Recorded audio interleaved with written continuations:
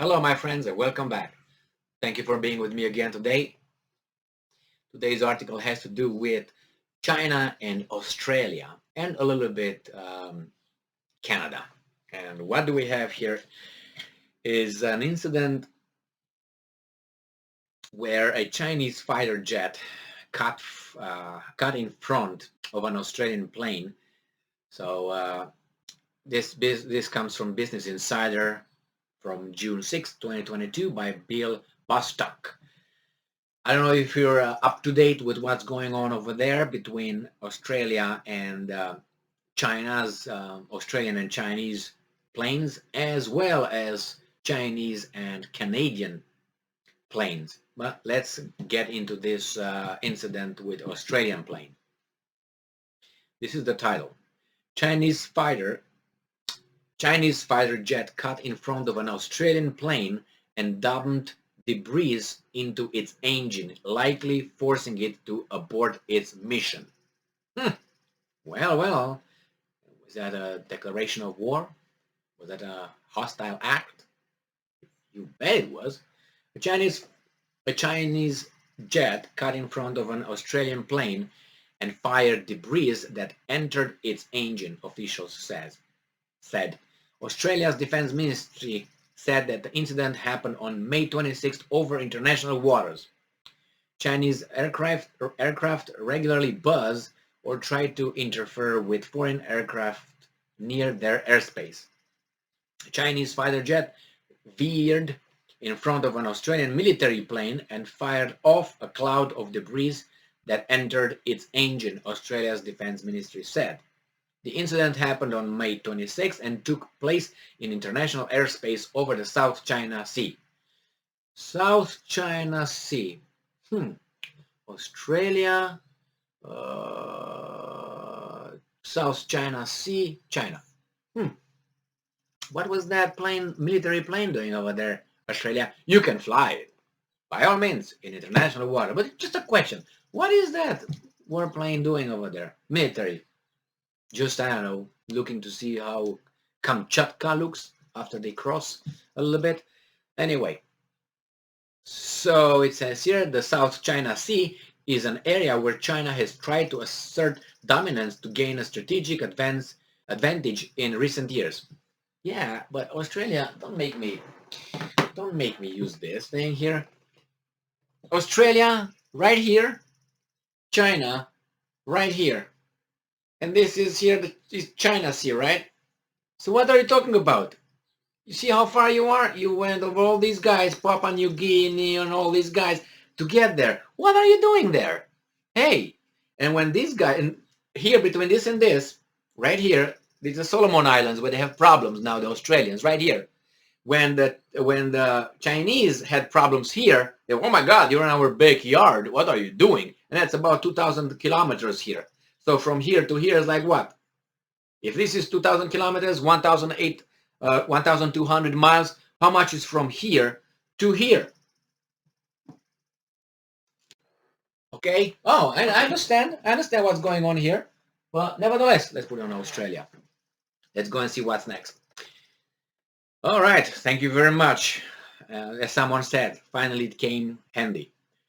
All right. So Richard Marles, Australia's defense minister, told 9 News that a Chinese J-16 fighter jet cut across an Australian Air Force P-8 maritime surveillance aircraft and released chaff. I'm quoting chaff, C-H-A-F-F, chaff, which are small pieces of metal debris used to confuse missiles.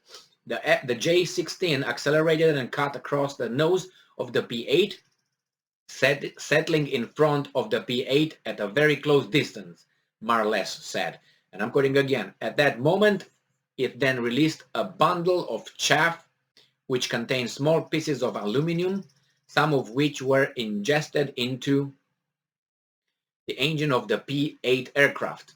Quite obviously, this is very dangerous. Yes, it is. Peter Layton, a former Australian Air Force officer, told CNN. CNN, what CNN? I don't know, CNN. That the incident would have forced the P-8 to return to base. Where? To Australia? Or it has bases nearby. You're gonna fly what? All right. Though the defense ministry did not give details as to the state of the aircraft. Chinese aircraft regularly fly close to or try to interfere with foreign aircraft that fly over the South China Sea. That's why it's called China Sea. It's not Australia Sea. China's relations with Australia have soured over trade and accusations of election interference. I heard that before. In a Sunday article, Chinese state media outlet the Global Times called the Australian aircraft, and I'm quoting, provocative, and rubbished claims that Chinese military planes had recently buzzed Canadian surveillance aircraft. Yep, they did. I know that. What is Australia doing? What is Canada doing over there? Surveillance aircraft. Again, Australia's defense minister said in a statement, and I'm quoting, the intercept resulted in a dangerous maneuver which posed a safety threat to a P-8 aircraft and its crew. All right. In February, Australia claimed a Chinese military vessel pointed a laser at another P-8 patrol aircraft to try and distract the pilot, calling it reckless. What do you want? You expose yourself in this kind of situations, and you're a military pilot, so you should be trained. There should be nothing for you. You should be trained for that. So do like this. I don't see anything.